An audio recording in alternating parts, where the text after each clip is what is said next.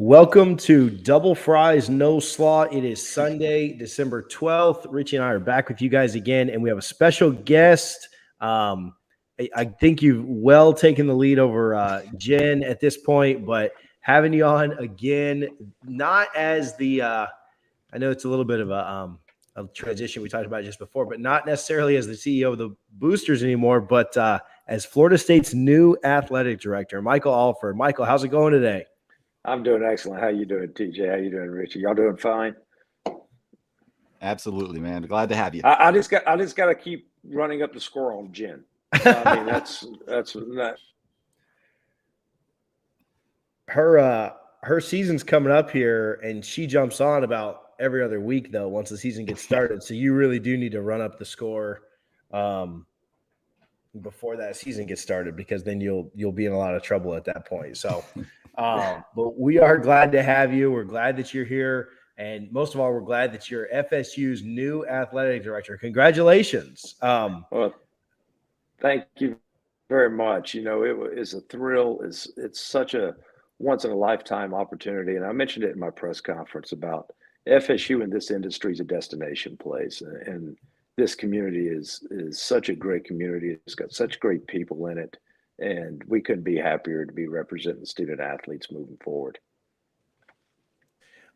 Richie and I, you know, in our group chat and everything else that we have going, we were all wanting you to be it. I know we messaged a couple of days ago, and when we got the news, we were all super excited. Enjoyed your press conference. Did you celebrate with any Guthries though? Like, did you throw down on some chicken tenders to, you know, pop some sweet tea and have some chicken tenders to celebrate? There might have been some sweet tea involved to celebrate for sure. Well, we'll jump into it. Double Fries No Slaw brought to you by Guthrie's in Tallahassee. You can visit both their locations at 1818 West Tennessee and 2550 North Monroe. Richie, I'll let you kind of get us started. I've kind of been a little under the weather all weekend, so Richie, I'll let you start us off, and then I'll kind of follow up and tag team, and we'll chat with new AD Michael Alford. Yeah, it's exciting, Michael, having you as the athletics director. Now, I think the very first time we had you, I said, you know, I really think you could be our next athletics director, and maybe I spoke it into existence, but it was probably more of your phenomenal work. It was. Boosters. But we talked a little bit about the transition, and you know, it's almost similar when I was in college. You know, Florida State hired Jimbo Fisher as offensive coordinator, and a year later named him, you know, head coach in waiting. So he had that benefit of really seeing everything at the ground level firsthand. And, you know, when he was able to take over from Bobby Bowden in 2010, it made that transition much easier. Is that kind of how you're feeling right now, at least having been on the ground and seeing everything up front for the past 18 months or so? That's a great point, Richie. It has given me the advantage to not only get out and listen to our donors and talk to them about their goals and their vision for the athletic department, but also getting to meet people on campus, getting to have great relationships with our coaching staff right now, knowing what their visions are, and really seeing how we can put in the processes to complement their vision and make them successful. Because at the end of the day, it's really providing those resources for our student athletes to make sure that we're providing the very best student athlete experience in the country, while also preparing them for life after they're leaving Florida State with a great degree. So being here for 16 months now, I guess, before this opportunity arose, it really gave me a great opportunity just to be able to lay out my vision. But I'm laying out my vision, or going to lay out my vision, because I've heard from others. And I've got to know the past, and I also get to know what people want to see in the future. So it's going to really allow me to hit the ground running. Yeah, and obviously with your transition, that there is a vacancy now for a new CEO and president of Seminole Boosters.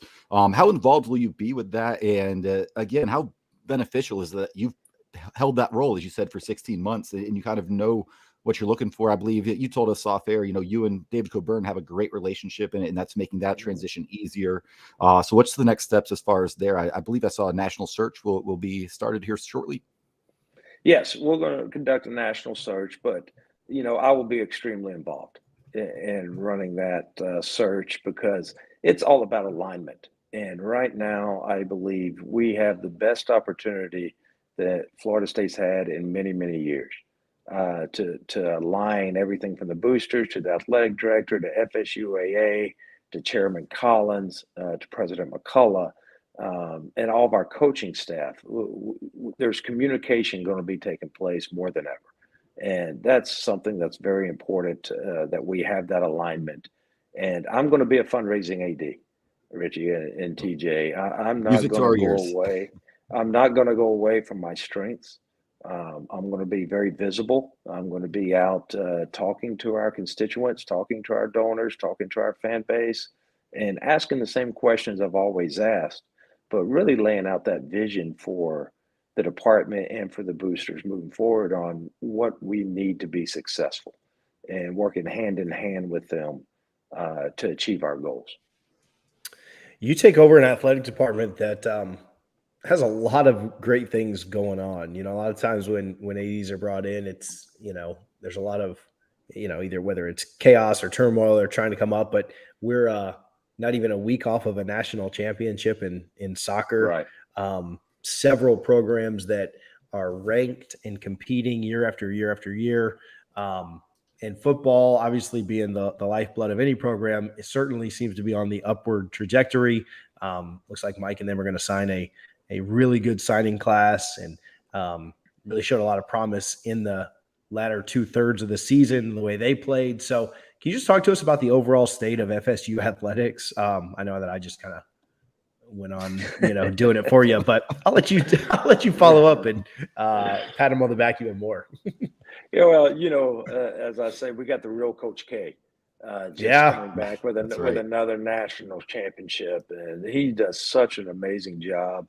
And he returns pretty much that same nucleus next year. Yeah. And you look at who he's bringing in as a recruiting class on paper, and they're not going to miss a beat.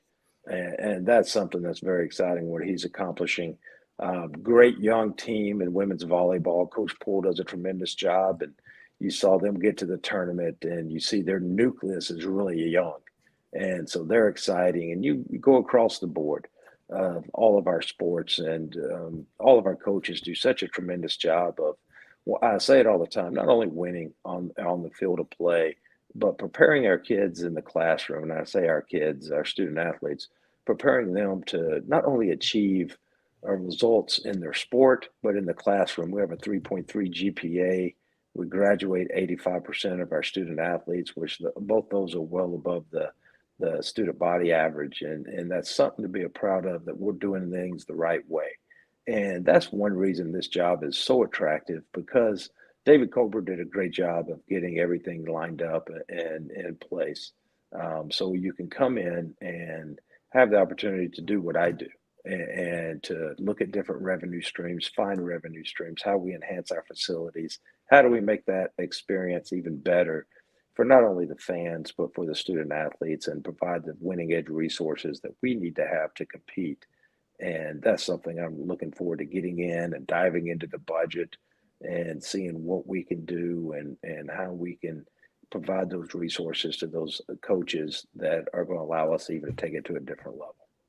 Yeah, no, absolutely. And did you, speaking on soccer specifically, I know that every time we're on here, we ask you about these games, but is there anything more stressful than watching a penalty kick shootout? And now you've had to endure two of them with this Twice. team. Like, can we just get a goal in the regulation period so that my heart can? But yeah, now you've had to endure that twice. But man, what redemption to be able to kind of come back. And shout out to Roque, who got two big saves in the shootout, and then Yuji Zhao, who obviously got the winner. But I know those are fun when you come out on top. But how about that? They're shootout? stressful. Well, everything about soccer is stressful to me, because we're clearly the better team out there, spot by spot, girl by girl. And it's kind of like soccer is, being a baseball guy, playing baseball. Sometimes the best team doesn't win. You have those days that you have a great pitcher facing you, and in soccer you get a great goalie that you just don't have those opportunities to put it away. And so that was stressful, knowing you were the better team the whole way, and just coming down to penalty kicks because you never know what's going to happen in those. Yeah. But Roque did an unbelievable job. How about that second save by kicking her leg up and Yeah. saving that one? And she's such a great athlete and a great representative of that program. And Mark does a tremendous job. I mean, those young ladies are just phenomenal in what they do in the classroom, what they do within the community. And then, of course, we all know what they can do athletic wise. And they represent this university and this department, like all of our student athletes do, in such a first class manner that I'm really looking forward to getting involved. And that's also one of my strengths of whether it was at Oklahoma or, of course, at Central Michigan, is really being involved in talking to the student athletes and knowing their names and knowing their majors. And it's very important that they know my core values and the development of a culture of the athletic department moving forward, that they feel that they can come sit down and talk. And I'm going to be to practices. I go to 3 practices a day.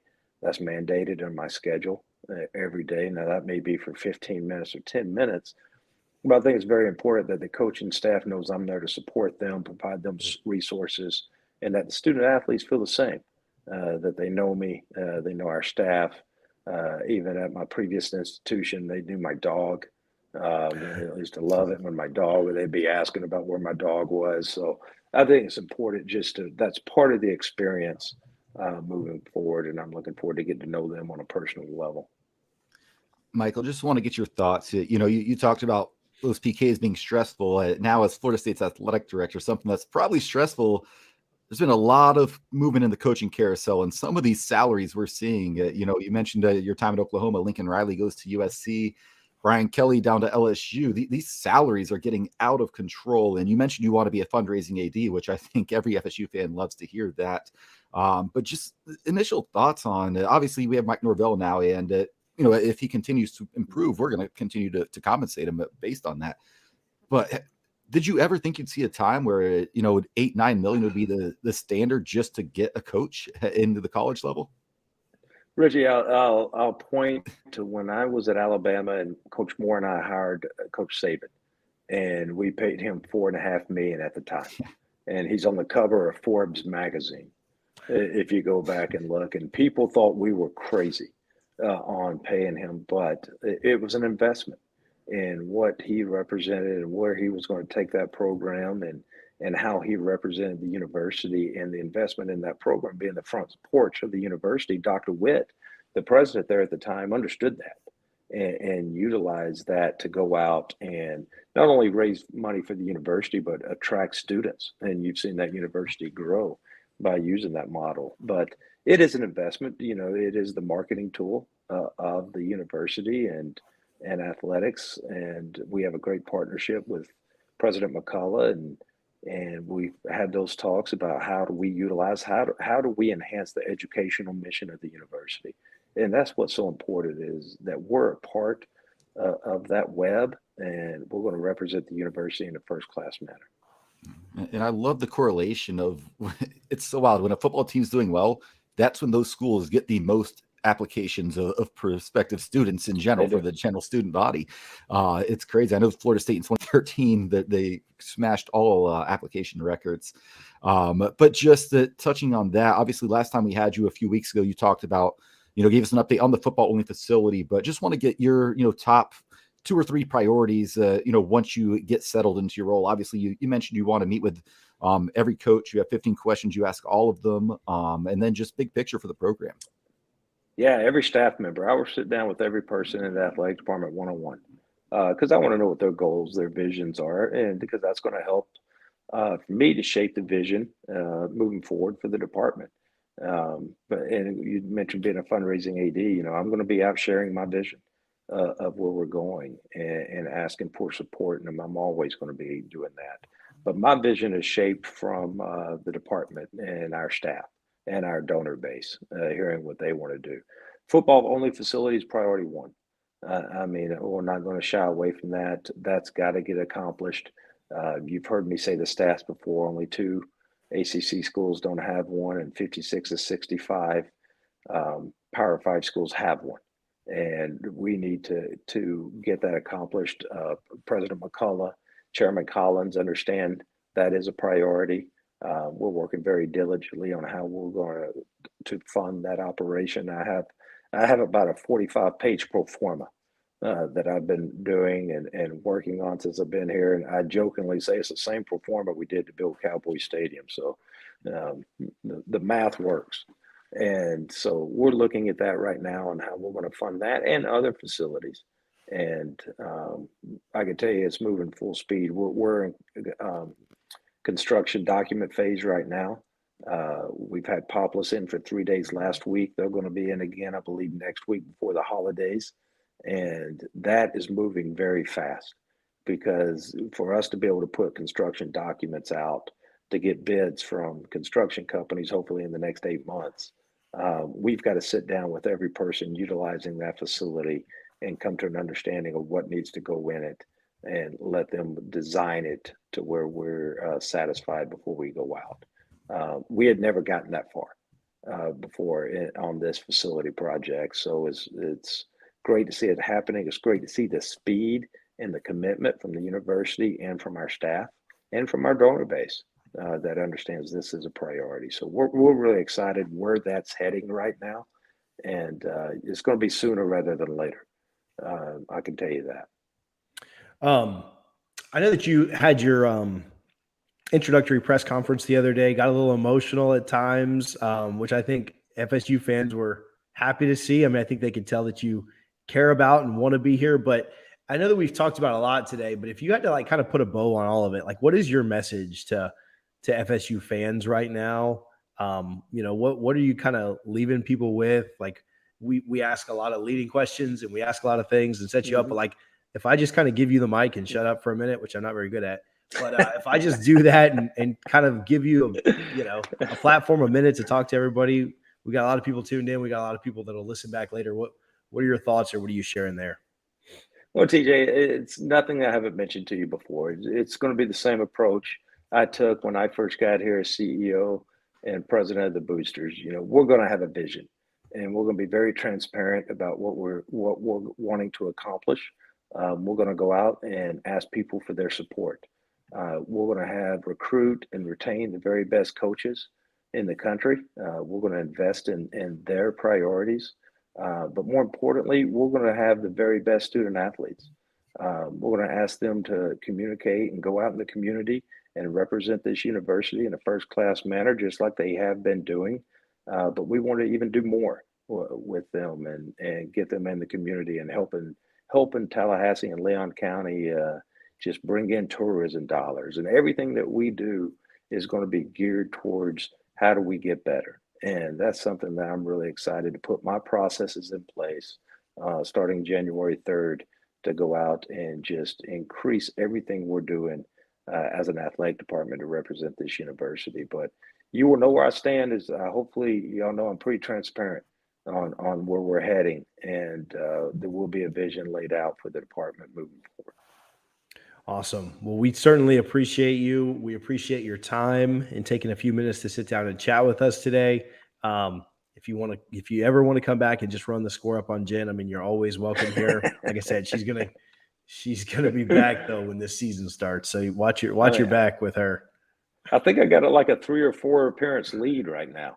I'm telling you, no lead is safe with her. She was dialing in after like Sweet 16 wins and stuff. So she grinds for sure. But no, we're excited to have you as the AD. And again, we thank you so much for spending some time with us today. No, thank you guys. Thank you all for all you do for us. Y'all do a marvelous job with this show. And all the different coaches and allowing us to get on and share our vision, share our message to what we're doing, whether it's me or any of our coaches, really means a lot. And don't forget, it's always about those student athletes. I'd love to get some of them on your show at some time where we're getting to know them a little bit better because they are just represent this university so well. And I'm really excited to get to know them more and work with them one-on-one on their goals and dreams as well. Absolutely. Well, thank you again, and we'll definitely talk with you soon. Thanks, buddy. Thanks, Michael. Thank you, guys. Go Noles. Go Noles. Go Noles. Michael Alford, FSU's new AD. Appreciate him for hanging out. Appreciate his time for sure. Not to flex too hard, but I'm pretty sure that's his first interview since becoming AD. Yeah, outside I don't of the mean press conference. Yeah, no, it doesn't count. Like this is first like this is an exclusive, right? interview. First Right. exclusive. This is not a. Come on, Richie. Don't. Come on. All right, from one legend to another, we'll jump right into this. Josh Newberg of Noles 247. How's it going, Josh? Well, I don't get enough of you during the day, so I figured we'd have you on here to chat again. Hey, it's been a while. All right, can you just? I don't want to keep you too long. Just give us a full recap of everything going on with FSU from the spaces, and then we'll roll. What do you think people want to hear about most? I think this Dillingham news is the top of everyone's mind. Yeah. But and what it means to potential recruits that Florida State's in on. There you go. That's what matters. Yeah, so news broke this afternoon or right around noon from Bruce Feldman's Twitter account that Oregon is interested in FSU OC Kenny Dillingham to join Dan Lanning's staff, as Dan Lanning was just officially hired over the weekend. As I don't do, I never doubt a Bruce Feldman report. I look into a Bruce Feldman report. So there's a couple things that I can confirm. One is that Kenny Dillingham is and has been on campus all weekend. He's hosting official visitors. We spotted him outside of the Moore facility just this afternoon with Oregon wide receiver transfer Micah Pittman. Just a lot of coincidences going on. But that being said, I do think there is some truth or some legs to this report. If you notice, Bruce Feldman said that Oregon is interested in Kenny Dillingham. He did not say that Oregon has offered. He did not say that Kenny Dillingham is headed to Oregon. So Bruce, very wise with his words there, and I've looked into it. I can at least confirm that as of 24 hours ago, Kenny Dillingham did not have an offer from Oregon, and I think that if he did, Feldman would have reported that. So I think we're still in the early stages, but these things move quickly, and I think that we'll have some sort of finality on this one way or another in the next 24 hours. I don't think that this is going to be something that hangs over our heads through the new signing day. Lanning needs to get a staff put together. Him and Kenny, I say that Dillingham's on campus and has been on campus, but he doesn't need to interview for this job. Probably not even interview, let alone in person. Lanning was at Dillingham's wedding a couple years ago. I know that the two are close. They have a good relationship. They've worked together before. Kenny Dillingham, there's no reason why Kenny Dillingham needs a formal in-person interview to be offered and accept this job. So I'll keep watching it. But as of now, Feldman hasn't reported it's a done deal. I haven't been told it's a done deal, but I do expect some finality soon. We talked about this on the spaces. Before you answer it again, what do you like about the doing the FSU spaces? What do you not like? Like, what? Tell me your thoughts on that. Yeah. I don't want to just talk all. I don't want to talk. I don't want this to just be half an hour where we talk about everything I just talked about for an hour with you. Right. So. No, that's interesting because you dragged me into the spaces. Of course, I knew what they were because I had been I got an invite to that Clubhouse app. I never used it really. I tuned into it a few times, but then is that basically what spaces got were? into it? So that's essentially what it was. Then you got me in there, and I think I like it at this point in time because I can get in there. This is just such an exciting time, and things change so often. Like those spaces were kind of the voice of what's happening right now. There's other sites reporting on it. There's other people talking about it, but if it's not coming from that space, then it's, that's we're kind of leading the way on this along with the reporting that we're doing on Noles 24/7. But I think it just kind of wraps everything up. And when it's real time, we can hop on and talk about things as they happen. We can invite other people in. It's clean. We have you producing it. So it's we don't have a bunch of people on there talking nonsense. It's not like you the and Miami spaces. You and I have kind of figured it out a little bit, who to bring on. Yeah. And who people want to hear from and who they don't want to hear from and what works on that and what doesn't. We're kind of starting to figure it out a little bit. And it's another platform. Why not? Yeah. It is cool. We grabbed Gabby the other day to talk about whatever. I don't know. But grab Gabby. We've had Sinone. Shout out Zach, who's on them a ton. Dylan Gibbons hopped in for a little bit. Gibbons. Dude, the best thing to me is like when the most random people ever. Like Matt Gates. I don't want nobody like cancel us for this, but like Matt Gates has been in several of them. That I don't even know his name, but his last name is like Sippy Toss or whatever. It's like he's the number 3 like tennis player in the world. Like he was in for like 45 minutes the other day, and I'm just like, what is going on? There's so for me, so when you're jumping the spaces, so for me, I can only see the people that rise to the top are the ones that I follow, or if a blue check mark comes in. Yeah. So I don't follow many people, so I don't really know who's in there that I know. But when the blue check marks rise to the top, there's some like really not oddball ones, but like there'll be like women CEOs of like different companies, and it's like, are they just like stumbling upon this? Or are they FSU fans? Like you wonder, right? You wonder like why they're there. Not the Spanx lady for those asking. She has not jumped in just yet. So unfortunately, what do you think about them, Richie? Do you like them? What do you think about consuming them? So I really enjoy them. I get up early every day. I'm usually take my lunch right around 11, which is the time you guys were using for the first few days. And it's just nice because I can be at work. I love how Twitter, you can close the app and still listen and not have to worry about all of that stuff. Cool. Yeah. I hate because I get a boatload of spam calls, and every time I get a phone call, I get kicked out, and it takes me a while to get back in. But no, as a fan consumer, like I love them. I think it's a lot of fun. I love seeing, like TJ said, who's in there. And it's such a wide variety of people coming in here. A lot of hate listens going on in those spaces, and it's a blast. And I love just bringing the community together, because it's like when you guys did the call-in shows on the Big 3 roll-up, it's always tough because you have to DM a phone number, et cetera, et cetera. On Twitter, you can just request to speak, and then you're talking to you and TJ. So I think it's been great. Yeah, and as long as like TJ knows how to cut it down so the people don't ramble on or get annoying, or he knows when to mute them and kick them out if they're not contributing, it's been fun. I think today, so TJ will be texting me during it about like who's in there randomly, and then like I also get texts from like Zach texts me that Jerron Willis, the FSU recruit, was in there today. So he was in today.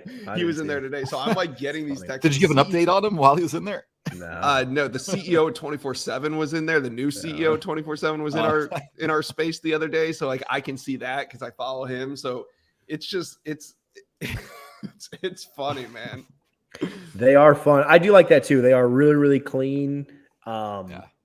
Because I don't know, we've been doing this for a while, and Josh and I know how to kind of go back and forth, but then also just you do this enough, like you kind of learn, all right, that's enough of this guy talking. One of the surprising things though was like we would let on Dan Thompson or some of these guys, and I'm all for it, but like for some reason it just didn't go with the show. Like on Same Energy Sunday, you could have the opposing fans on and let them get their take off, but I don't know why, but it just felt like it wasn't the place for that. So we've kind of gone away from like allowing the fans. You think it'd be called Twitter safe spaces, because Florida State fans do not like when others invade that space at all.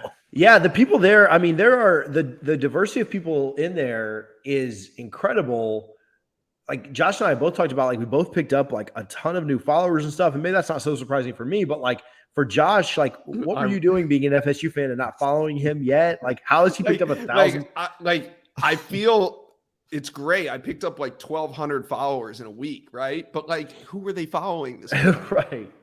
Blowstein, probably. Everyone, like they're probably all kids following Zach. But no, it brings a lot more people in. I mean, there are people in there that, I look around and people that I know don't like each other and don't like me and don't like Jive, but they don't care, man. They're there for the content. Like there are people. They're there every single day. I went to click on one guy's profile the other day and it said like, this guy has you blocked. And I'm like, well, then I'm not going to add him. Like he requested to speak, but he had me blocked. And I'm like, nah, you don't get to stop. I see those people in there too. It'll just say block. Like instead of show their Avi. That means you have them blocked. Yeah, that means I have them blocked. Yeah. Right? I see that. Right. But I'm saying like, obviously this person knows I have them blocked. Yeah. They probably don't like They're probably me, so right? thankful that I'm the one hosting the space so that they can hear you.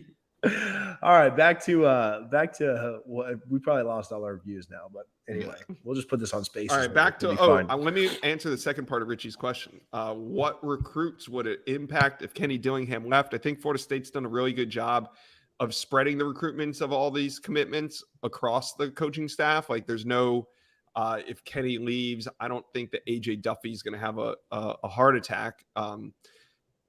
Coach Norvell's done a great job recruiting him. Ryan Bartow's heavily involved with him as well. Kenyatta Watson's involved there as well.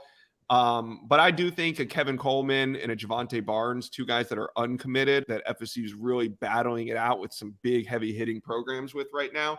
I think Kenny is the lead recruiter, especially on Javante Barnes and really on Kevin Coleman as well. So I think if Dillingham takes this job before the signing day, I think it'll impact those two guys. I wouldn't expect them to come. But besides that, you hold on to what you got. I don't think there's any other FSU offensive commitment that's just going to go somewhere else because Dillingham's leaving. So even though it's not an ideal time for this all to go down, it's not going to make or break the class. What are the chances Florida State gets to a top 10 class? Does some of that have to do with Dillingham? Hey, how about the other day on Spaces where the guy's like, I'm not really into the rankings. I don't really care about rankings, but can we get in the top 10? Yeah, Billy Napier on the Which is my favorite question. So anyway, now I'm going to do that. What are the chances we get to a top 10 class here? I think the chances are low but doable. Like, I didn't think Florida State would be in a position right now where they're knocking on the door of a top 10 class. I kind of thought that they would be at like 14, maybe 15 right now, knowing if you told me before the season started they had 5 wins, I would probably think that would be best case scenario. I just don't think there's enough firepower left on the board that's going to go in FSU's favor for them to really get in there, because there's other programs that are also going to be landing recruits. So you kind of got to factor that in. If they can pull off Marvin Jones Jr., which right now I'm crystal balling him to Alabama, but if they could pull that off, I feel good about Armella right now. Maybe they land a couple other pieces. I don't think it's going to be enough to put them in the top 10. So but definitely stay in the top 15. Yeah. Yeah. So 3 names of official visitors that were there this weekend. You kind of touched on them a little bit. Azare Thomas, Julian Armella, and Micah Pittman, the Oregon transfer from the receiver transfer from Oregon. What are the odds? I know you have Armella crystal balled to us, but the other 2, do you feel good? Is that a 3 for 3, or is Florida State happy if you get 2 out of those 3? No, I'm probably going to crystal ball Azarea Thomas to Florida State soon. I've just been slacking on that and been doing too many spaces. So I feel good about him. I feel real good about Julian Armella because I've had that crystal ball in for about 2 weeks. FSU locked in the official visit before the signing day. I think it's smooth sailing with Florida State and 4-star tackle Julian Armella. And then Micah Pittman is really going to come down and see what happens with Kenny Dillingham, because Dillingham has been the one that has gone to Eugene, Oregon those 2 times. Mike Norvell has not been out there yet. Not to say Mike Norvell doesn't want him. I don't think FSU would be recruiting Micah Pittman if Norvell didn't want him. So that being said, I just don't know what's going to happen with Pittman's recruitment, because he's not shutting it down. This wasn't his final visit. He's expected to probably go to Texas A&M before he makes a decision in early January. And he's also been to Arizona State. Those that I talked to around his recruitment kind of tell me that he doesn't really have an idea. Like, he's not in decision-making mode yet. Like, those people that know him think that he's kind of still looking to take some visits, see what's out there. So we'll see what happens with Micah Pittman once we find out what happens with Kenny Dillingham. I think we kind of got to see how that situation transpires. It seems like every time Florida State doesn't get a recruit, we want to blame, whichever coach that guy's skill position or that guy's position was.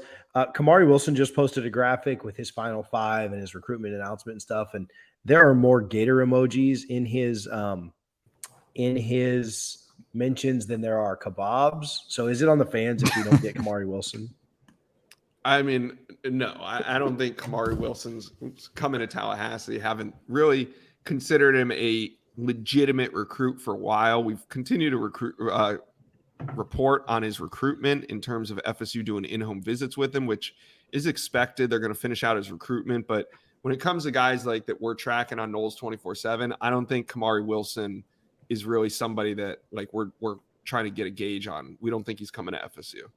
Do you have a gut on he was in Gainesville? Do you have a feel on if he might flip from Georgia, or do you expect UGA? Is Kamari committed to Georgia? Am I wrong on that? Let's see. I don't know. Maybe I'm. Kamari, So on that I note, got it Josh, right are here. you saying we should not tag and DM recruits and tell them to come to our school that we love? Here, let me break it down for you. Georgia is in the driver's seat. Kamari Wilson is not committed anywhere yet. He's making his decision on December 15th. Not committed. You're right. He's a 5-star. He's the number 2 safety in the country. He's at IMG Academy. He's taken official visits to UGA, Texas A&M, Florida, Florida State, and LSU. I fully expect him to end up at Georgia. There's 8 crystal ball predictions on his page currently. All 8 are in favor of the Bulldogs, and he's going to announce that decision in 3 days. I like UGA as well there. I'm just hoping that I'm interested to see if anybody else dips out of that Gainesville class yet with 3 days to go. Richie, what do you got? Your internet okay over there? Yeah, we're back. Oh man, what are we doing? AT&T, come on. But Josh, I wanted to ask you, obviously we're talking a lot of recruiting. One thing a lot of recruits are looking at is name, image, and likeness, right? That's a big deal now. We just saw Texas offering $50,000 to any offensive lineman that goes there. What can you tell us about the Rising Spear and what that means for the players? Obviously a pretty heavy hitting advisory board that spoke to a lot of recruits before the Miami game, but what doors does this open up for Florida State student athletes? Yeah, this is definitely something that Florida State needed to get going. As you can see, they're kind of falling behind when it came to NIL. So this was a good announcement. And Florida State's been incorporating NIL into their recruiting spiels really even before NIL was a thing. They already had that deal with Apex signed as we were heading into the NIL stuff. And I know for a fact, NIL is a part of the recruiting visits. There's a presentation. NIL is a factor in recruiting now. That's undeniable. It's a factor just like the depth chart is, who the coaches are. It's going to become an even bigger factor. I don't ever think that NIL is going to be like the end all be all. I always think that there's going to be a couple things that kids weigh when they're making their decisions. But as teams get more organized and as things become more normalized within the NIL deal industry, I think we're going to only continue to hear more about it. So this was definitely something that Florida State had to get going. I mean, whenever we talk about money situations with Florida State, it always seems like they're behind. So at least getting the ball rolling, getting organized is a big step in the right direction for FSU, because they're like you said, Texas has some big time stuff going on, and Florida State's going to have to up the ante if they're going to want to compete with those programs. So I have one last thing for you, then I'll go back to TJ. But is Nee as upset as I am at that result today in South Carolina with Florida State dropping one to the Gamecocks? I think he's completely deflated. I know for a while Chris has had the sense that this team was going to struggle. Obviously today seems like one of those bottom of the barrel moments for the season. But yeah, he's fully just deflated by the start. I think he's still, well, maybe before this game, I asked him, I said, what's going on? And he still had some hope that like they could come out of the break and play better, but they were up like 16 today. Like I thought that today was the day. They were. Turn it off to do spaces. Syracuse all over. They got a double-digit lead, surrendered it, went down, damn near came back to win it. Malik Osborne, I hate that he's the one that missed what would have been the game winner, because 15 points, 9 rebounds. He got no help today, and unfortunate for him. But TJ, I'll go back to you. Richie's our knee. Richie's definitely our knee. When it hurts his soul when they lose. Oh, it man. does. Somebody tweeted something like, would you rather beat UF in basketball or Miami in football? Richie and Nee are the only two people in FSU Twitter that voted for, unfortunately they obviously God wanted football to win. So no, we beat Miami. Oh yeah. I thought you meant UF in football or basketball. You don't even know football. Like you don't even watch the show. All right, Josh, I think everybody knows this, but where can people find your work? Tell us about like the deal. prior to this week, and not a lot of people knew. Where can they find your spaces? Where can they? What kind of deals going on at Noles 247 right now? Yeah, we actually have a 50% off deal going on right now at Noles 24/7, but also you can follow me on Twitter at Josh Newberg 247 and any other platform. I'm out there. I'm somewhere at all times.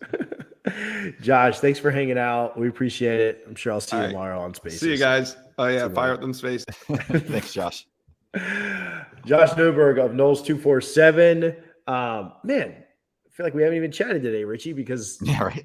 we got right into it with Alford and then Newberg on, and now it's almost time to go. But I think good news. I think positive. I think we want to keep Dillingham to keep a couple of pieces, but at the end of the day, things are looking up with recruiting. Josh and I talked about this too. There may not be a ton of fireworks on signing day, but if McCall and Hunter weren't committed and they committed on signing day, we'd think it was the greatest day ever. So got to remember what you have. There's no reward for signing guys late. You still finish this top isn't 15. This ain't the mid 2000s when signing day was your class literally came down to that first Wednesday in February. Because I remember watching those in high school. Like even my high school football coach, I had a couple of his classes, and we just put ESPN on and just watch it all day on TV. So it's not like that now. But like you said, if we didn't have Travis Hunter, Sam McCall, Julian Armella, if none of those guys were committed, and then you close them on signing day, you're like, well, holy crap, that's a great class. So it's coming off a 5-7 record. I think Florida State fans have a lot to be optimistic about with the class we're most likely to sign. Yeah. Okay, I don't have much else football. Do you have anything you want to get into, or you want to keep rolling here? The only thing I have, we keep rolling. I think we're we shit it all there. Well, we got Randy Shannon promoted to linebacker coach for Chris Marv. Obviously, it's the defensive coordinator job at Virginia Tech. I like the move. He's someone. Again, you're keeping some consistency with the staff, which is important. We just talked about Dillingham and how we'd like to keep him. But Randy Shannon, the guy that really we saw the linebackers take some steps forward, especially Kalen DeLoach this year. And I think Shannon played a role. Marv definitely played a role as well. But you got a former defensive coordinator and head coach of both rivals sitting in as an analyst, and you can promote him to linebacker coach. I'm okay with it. I think they could have gone and done an actual search, but I think it was more seamless, and hopefully it works out. Yeah, I don't know how much better they could have done at linebackers coach, and I don't know that they could have gotten somebody with that much experience or the relationship. So it's hard now, obviously, without knowing what that search would have looked like. It's very difficult to just pick a name out of the air and say, oh, this guy could have been our guy. So I don't know. There's some clamoring around Ernie Sims and stuff like that, but I don't know what the realisticness or how realistic. She should learn how to talk. I'm drenched in sweat. I feel like crap right now. I'm wearing a hat because I've got the flu. Like you could see it. I'm struggling with the flu over here, but I showed up for you guys. If we didn't have Alford and Newberg, I wasn't coming. I was going to say, just find somebody else and do the show. Do it with Harlan. It would have been me and Harlan. Yeah. Yeah. So, shout out to a lot of baseball and basketball. That'd have been brutal. Like 12 listeners. Shout out to soccer for winning a national championship. We talked about that with Alford. Definitely stressful there toward the end. But man, that was exciting. Did you watched it, right? You stayed up for that? No. You're a terrible. Not gonna lie to you. Out here. You should just lied. So shout out to soccer. That was exciting. Congrats on another national championship at Florida State. Rising Spear. Yeah, I think we got it all. Shout outs before we get out of here. Shout out my sister. Had her second baby last Monday morning. Let's go. Congrats. So welcome Olivia Milton to the world. And I think she wants to be done. My brother-in-law really wants a son, so I'll let them deal with that battle. But shout out my sister Crystal having her second baby. And my mom, she'll be up in South Carolina with them for probably the next 2 months. Now that she's retired, she can just do that, pick up and leave for a few months. Awesome. Congrats to her. I'll shout out the FSU spaces that Josh and I continue to seem to be doing every day. You should go to my Twitter, TJ_Pittenger, and we post them all there. So check those out. Appreciate Michael Alford, FSU's new AD, coming on and hanging out with us today. Also, Josh Newberg. Interview heavy today, but I thought it was fun. We'll get out of here just in time for Richie to get to this Bucks game, get to see this Bucks game. Shout out Harlan for all that you do and the guys working behind the scenes. Until next time, we will see you guys. Probably no pop-ups. We'll see how Wednesday goes, but we'll see you guys on Sunday. Until then, go Noles.